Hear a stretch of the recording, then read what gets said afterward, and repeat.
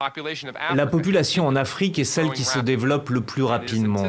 Selon nos estimations, entre 2015 et 2050, elle représentera la moitié de la population mondiale. L'espérance de vie à la naissance a surtout augmenté en Afrique. Elle a gagné 6 ans en moyenne au cours de la dernière décennie. Car l'Afrique n'est pas seulement le continent des migrations et des crises, c'est un continent d'avenir. C'est aussi à ce titre que nous ne pouvons pas le laisser seul face à ces défis démographiques, climatiques, politiques. Nos entreprises, nos étudiants, nos chercheurs, nos artistes doivent s'y intéresser. J'étais marié en Côte d'Ivoire. Je suis venu après au Mali. Et à partir d'un poste aux Nations Unies, j'ai parcouru pas mal de pays, dont la RDC. Ce continent n'a rien d'un continent maudit. Ce continent n'est un péril pour personne. Il n'y a pas de risque d'invasion. Ce continent a tout ce qu'il faut pour garantir la nourriture, la santé, l'éducation à ces peuples. Je me souviens, moi, de mon premier voyage en Côte d'Ivoire, les fruits, tout était, les forêts. Et ceux qui connaissent l'Afrique savent que c'est les Afriques. Mais comment se fait-il que des ressortissants de ces différents pays se retrouvent tous comme un seul homme dans le désert, au Maroc, en Libye, en Méditerranée et ici, où on les regarde en chien de faïence? Comment? Est-ce que les 54 pays africains ont tous échoué? Est-ce que c'est tous des pays faillis? Est-ce qu'on est des maudits? Ou alors la race noire, on est inférieur, on ne sait pas se développer. C'est ce qu'on nous a dit dans le discours de Dakar. Moi, je me dis, il y a les questions fondamentales. La survie de l'humanité. Il ne s'agit pas que de l'Afrique, mesdames et messieurs. Il s'agit de la survie, de notre survie aujourd'hui. Parce qu'après avoir écumé le continent, et la planète, quand on nous dit que l'Afrique c'est la dernière frontière, cela veut dire qu'ils sont prêts à aller beaucoup plus loin et plus vite en Afrique dans l'œuvre de destruction et qui a créé les situations qui prévalent aujourd'hui, qu'il s'agisse du climat, du lien social, du chômage, de la pauvreté, la précarité, les retraites. Ils sont déterminés à planétariser davantage ces solutions qui ne marchent pas. Alors pourquoi je dis que quand je me rends compte que mes initiatives citoyennes modestes, ce que vous dites, que nous avons essayé, mais nous sommes inaudibles. On est inaudibles parce que tout ce qui ne permet pas aux entreprises transnationales est de réaliser des retours juteux sur investissement.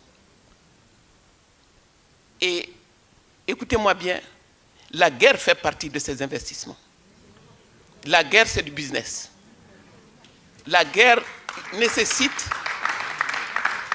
il y a des retours sur investissement dans la guerre. C'est pour ça que quand on vous parle de paix, je suis désolé, j'ai regardé de nos chaumières, on regarde ce qui se passe ici, et quand j'ai vu la commémoration qui aurait dû, et vraiment, ça a été une telle boucherie qu'on se dit que la conclusion devait être le devoir, vraiment, sans ruser, sans tricher, et de faire taire les armes. Mais quand on voit qu'à l'issue d'un tel processus et d'un forum de Paris sur la paix, on vient vous parler d'une armée européenne contre qui? Quand c'est l'Europe qui envahit, quand c'est l'Europe qui a détruit la Libye, quand c'est l'Europe qui s'est invitée au Mali, personne ne lui a demandé de venir au Mali, je vous le garantis. On continue, on vous laisse entendre que Serval, c'était à la demande du président malien, je vous dis non. Il y a un excellent documentaire, c'est David Poujada qui l'anime, où on voit comment est la décision. La France est au Conseil de sécurité quand même. La décision d'intervenir au Mali, en fait, était prise depuis 2010. il fallait, face aux BRICS, la Chine, la Russie, il fallait absolument reprendre pied dans le précaré français. Et le Mali a servi de tremplin pour cette phase de la militarisation de la mondialisation. Parce qu'on est entré dans la phase de la militarisation de la mondialisation. Nous n'en avons pas les moyens. Nous n'en avons pas l'envie. Je déplore qu'un pays comme le mien soit obligé de consacrer 22% de son budget à l'armée. Je dis, l'armement le meilleur dont nous avons besoin aujourd'hui, nous devons outiller les citoyens. S'il y a une bataille à mener, c'est la bataille des idées. C'est nous, les soldats de cette bataille. Et nous avons besoin d'idées nouvelles, d'idées partagées. Et tout cela, c'est à construire à la lumière de nos réalités telles qu'elles sont en train de se dérouler aujourd'hui, ici et là-bas. Parce que moi, je ne veux plus que vous soyez, et avec tout le respect et l'admiration que j'ai pour vous, que vous ne soyez pas dans une position où vous nous écoutez parler des malheurs du monde et vous allez nous aider à trouver des solutions. Vous n'en avez pas. Vous n'avez pas de solution. Vous pouvez donner matériellement, financièrement, contribuer. Mais les solutions les meilleures viendront des peuples eux-mêmes, des peuples avisés, organisés, mobilisés.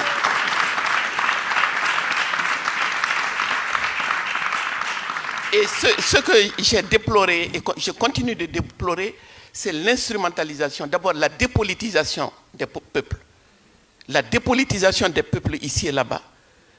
On nous a fait miroiter à l'EMINC la mondialisation heureuse, l'ouverture des frontières, tout va bien, tout circule, tout le monde circule, les biens, les marchandises, mais pas les humains. Ça, on le sait maintenant. Maintenant, on sait que ça ne fait pas partie. Les humains ne font pas partie de la mondialisation heureuse. Et quand on a expérimenté ça, il y a 4, 5, 10 ans, certaines erreurs étaient acceptables. Maintenant, nous n'avons plus le droit de nous tromper. Nous n'avons plus le droit de nous tromper. Parce qu'ici, on vous trompe en disant, on les aide. Bon, si vous vos impôts servent à nous aider, et que malgré tout, on est si nombreux dans les bateaux, c'est qu'il y a un problème avec nous.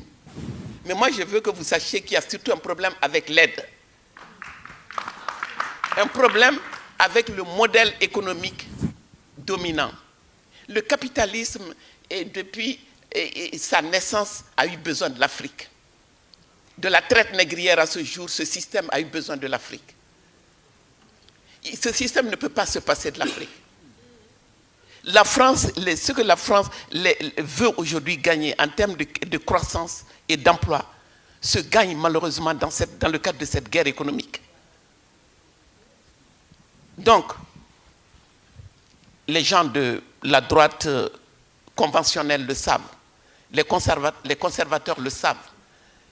Ils savent très bien que ce continent immense de 30 millions de kilomètres carrés, avec toutes les ressources naturelles stratégiques dont ils ont besoin, c'est là-bas qu'ils peuvent aller chercher et la compétitivité va se gagner là-bas.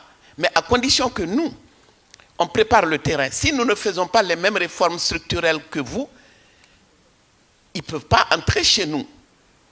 Donc il faut que les politiques d'ajustement structurel, que nos dirigeants mettent bien dans leur tête que tout ce qu'ils ont à faire, c'est de réformer. Et les mêmes réformes qu'on vous inflige aujourd'hui, dont vous ne voulez pas, on va nous les infliger à nous, mais tout passe comme une lettre à la poste, parce que personne ne comprend. La télévision, nos télévisions, c'est comme la mondialisation heureuse, c'est les télévisions du bonheur. On chante, on danse à longueur de journée. Et on s'est mis à faire des novellas, il faut voir, des histoires d'amour à l'eau de rose, et la dépigmentation, les cheveux longs, ongles longs, faux style, tout est faux. Tout est faux, mais